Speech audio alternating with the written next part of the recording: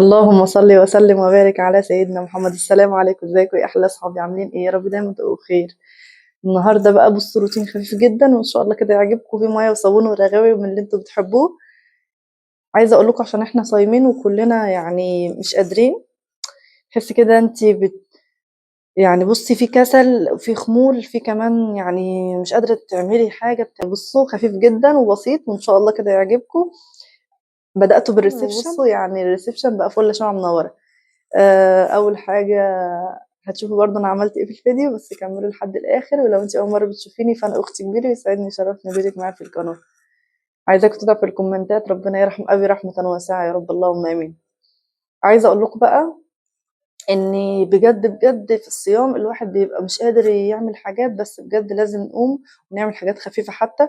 مش عايزين نتقل على نفسنا في الصيام عشان خاطر برضو الاذكار اللي احنا منتظمين فيها، القرآن الكريم. برضو ما نضيعش ساعات رمضان، نحاول احنا بس كده. هو انا بصراحة صاحية من الساعة 9 لحد الساعة 11. فانتوا بقى شوفوا كده الدنيا فيها ايه. انتوا برضو يعني حاولوا تصحوا بدري عشان خاطر بصوا تدوسوا على نفسكم واصحوا بدري عشان تخلصوا بدري. في نفس الوقت تقعدوا بقى للأذكار والقرآن الكريم. وكمان لو عايزين تناموا شوية تناموا، تخلصوا أكل والكلام ده كله. بحبكم في الله. وكملوا الفيديو وإن شاء الله يعجبكم، في مية وصابون ورغاوي من اللي انتوا بتحبوها. كملوا الفيديو. ما تنسيش بقى أختي كبيرة باللايك يا أحلى بنات في الدنيا. النهاردة بقى عايزة أقول لكم صاحية بدري جدا، وقلت لأ لازم أخلص اللي ورايا عشان خاطر كمان اليوم بتاعي يبقى طويل شوية. أعرف إن أنا بقى إيه، أقول الورد بتاعي ويبقى كده فيه وقت. انتوا عارفين يا بنات أنا لما أصحى بدري بيبقى فيه وقت كبير قوي معايا، وبحس إن أنا أصلا يعني كنز كده بالنسبة لي. اليوم بيبقى كنز كده، بيبقى فيه بركة كده بتاعت ربنا كده. بحس إن أنا بخلص حاجات كتير وبقعد كده. طبعًا لمّا كنت في الأيام العادية باشرب الكوفي بتاعي، باقعد كده في استجمام، وبالذات لمّا يكون برضه عندِك ولاد كده وعايزة تروّقي كده دماغِك.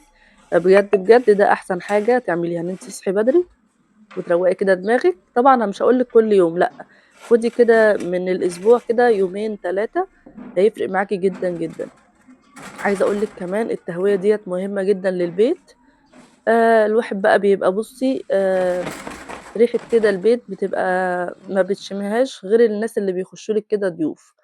طبعًا لمّا بتنزلي بقى وتطلعي لأ، بتشمي كده ريحة كده لأ، لازم تهويها لازم تهوي كده البيت والreception والأوضة الأطفال جدًا، جدًا، يعني لازم تفتحي كده الشبابيك وتهوي. طبعًا أنا كنت النهارده بقى إيه، هانشر فقُلت أصحى بدري عشان خاطر بقى إيه، اليوم ما يجريش معايا. يوم الصيام بقى باحس إن هو بيجري معايا، فعايزة أصحى بدري عشان أخلّص، عشان أرجع بقى للوِرد بتاعي، للأذكار بتاعتي. أشوف كده أقرا في القرآن الكريم. فلسه ما صليتش الصبح، قُلت بقى إيه أفتح كده وأنفّض كده الشباك، وبعد كده أرجع له تاني، وأحط كده غسيل في الغسالة عشان خاطر بقى إيه، أنجز نفسي. أنا عاوزة أعمل كذا حاجة في اليوم. فبُصّي لمّا بتقومي كده، بتكوني كده حاطة في دماغِك هتعملي إيه عشان خاطر تخلّصي بسرعة وتنجزي نفسِك. برضه مش رغم إن في بقى وقت كده وبركة في اليوم، إن إحنا بقى إيه، نسيب كده الشغل كده ونشتغل بالراحة. لأ، نشوف الحاجات الأولويات اللي عايزين نخلّصها عشان ننجز كده في إيه، في يومنا. عايزة أقول لكم صوتي متغيّر عشان خاطر جالي برد، عايزة أقول لكم بس مش من التهوية. لأ والله مش من التهوية خالص. التهوية دي حاجة حلوة جدًا في حياتنا، إن إحنا لازم نهوّي الأوضة، نهوّي الفرش اللي إحنا متغطيين بيه، البطاطين بقى، الفرش اللي إحنا نايمين عليه كلّه والمخدات، كل حاجة تتهوّى. بجد بيبقى بُصّي، حاجة كده نفسيّة حلوة كده.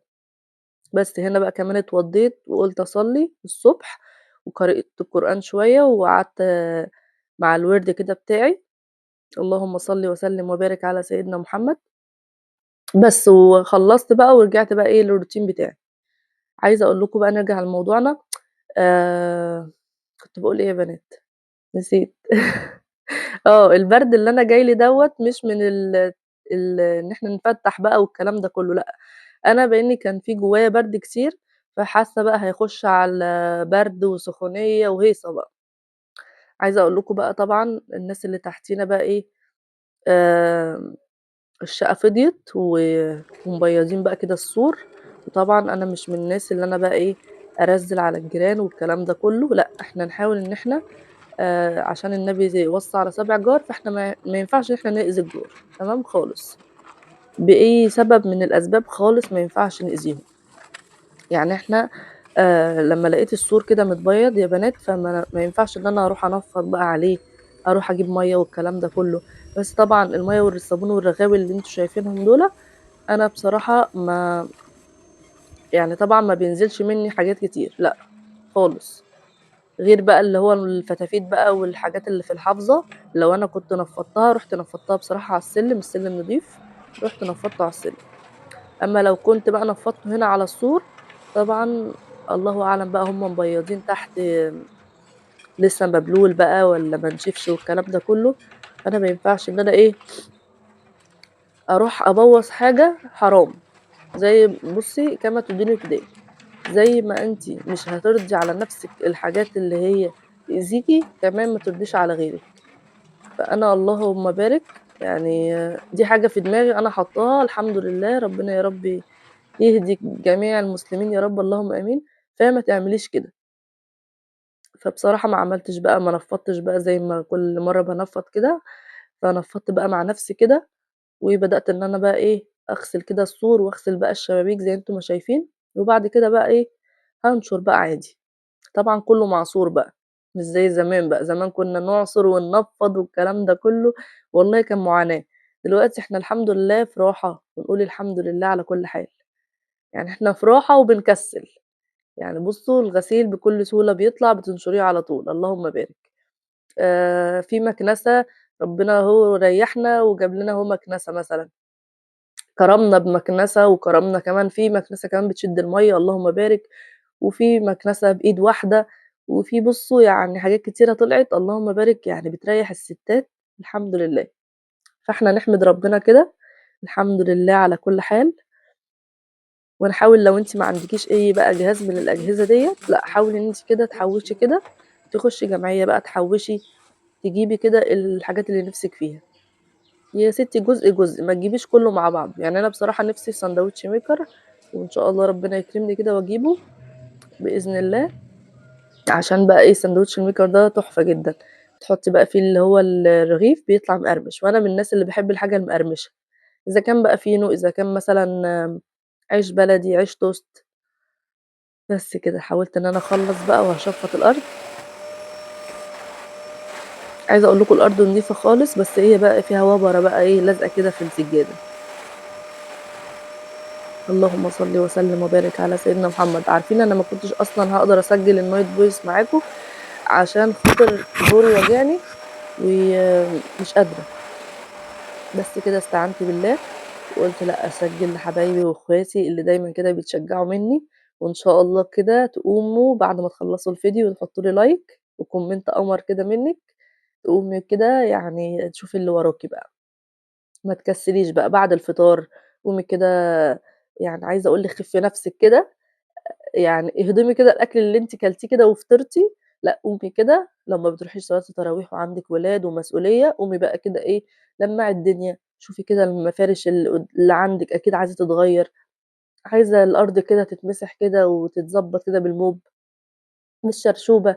يا ستي حاولي كده مش هتمسحي مش هتتنضّفي كده تنضيف عميق، لأ حاولي إن أنتِ تمسحي بقى الأرضيات اللي هي باينة عندِك، عشان خاطر بقى لمّا تيجي تقعدي كده بيبقى بُصّي في راحة نفسية، زي أنا ما باحس كده اللهم بارك براحة نفسية في التنضيف، أنتِ إن شاء الله كمان لمّا تعملي الحاجات اللي باقول لِك عليها ديّة هتحسي براحة نفسية جدًا، جدًا.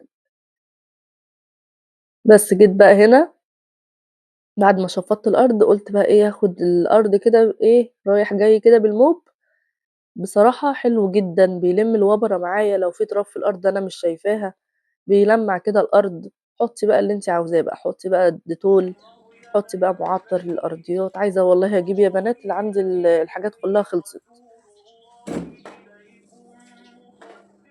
كده أكون فرشت يا ستاتي، عطّري بقى بأي حاجة عندِك، فريدة، حاجات أنتِ جايباها مثلًا من غير فريدة، أي معطّر عندِك. هنا بقى الترابيزة لمّا سعود ييجي يشيلها معايا، عشان خاطر بقى إيه، دي القماشة بتاعة الشباك. عشان خاطر بتبقى تقيلة، بصوا هنا انا هويت خلاص وبدأت ان انا اقفل بقى تمام. بس انا لسه ايه بكمل باقي النشر. انا ايه هقفل كده بس واخلي ايه التهوية لسه مفتوحة شوية، عشان لسه ايه هكمل باقي ايه النشير بتاعي. واشوفكم على روتين ان شاء الله جديد، واشوفكم على خير. باي.